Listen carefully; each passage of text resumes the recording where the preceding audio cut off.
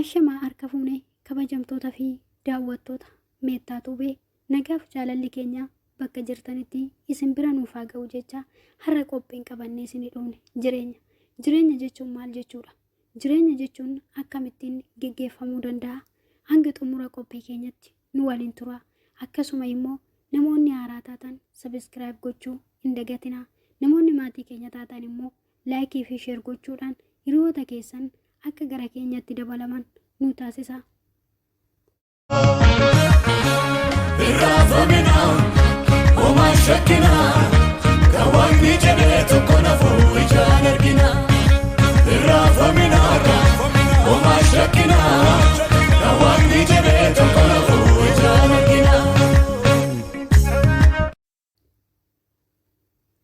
Jireenya ofii ormaan madaaluun of dhiphisuudha.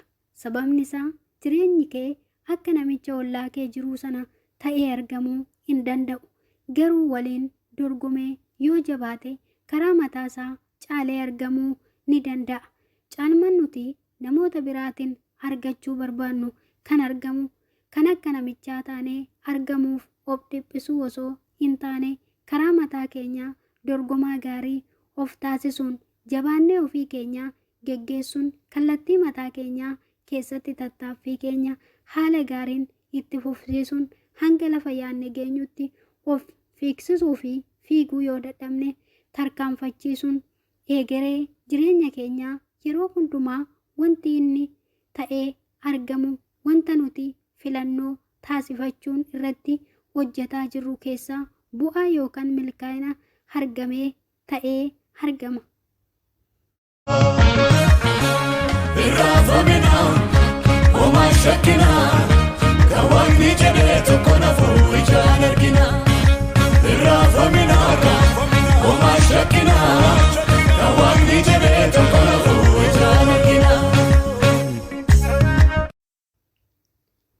Jireenya keenya amma dandeenyuun kallattii nuti irraa bobbaanee keessa geggeeffama. Sadarkaa jireenyi namaa kamuu irratti argamu hundumtuu hanguma namichi ittiin of geggeessaa bakka yaade ga'ee argamu tattaaffii taasiseedha.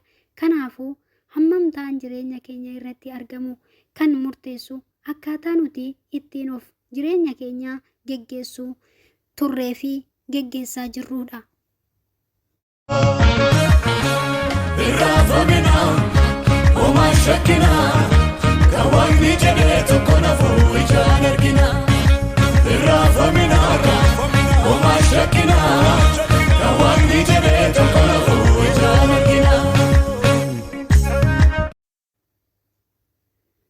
Murtoon jireenya keenya barbaachisu barruu harka keenya gubbaa jira.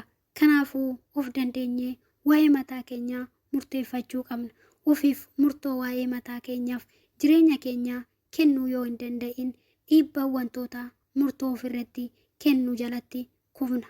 Akkasumas haalonnii fi wantoota isaanii keessaa nu qunnaman murtoo nu hin ilaallanne keessa waan nu kuffisaniif.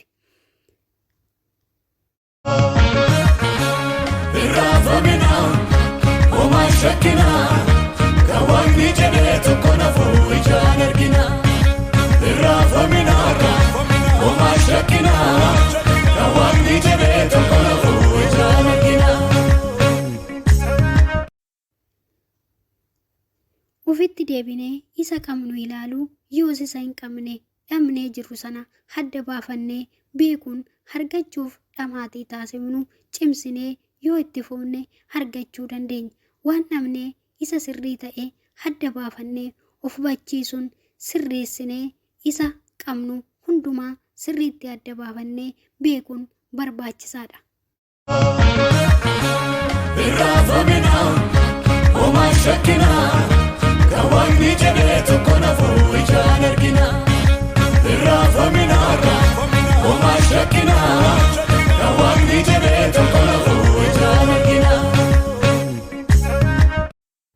Sammuu kee akka waan inni gurguddaa yaadu taasisi. Yoos akka inni yaadota xixiqqoo mo'achuu wantoota xixiqqoo haalota isaa jiru keessaa obbaasuu danda'u taasifta. Yaada sammuu keenyaa maxxantummaa wantoota xixiqqoo ta'an irraa adda baasuuf wantoota gurguddaa akka inni yaadu taasisuu qabna.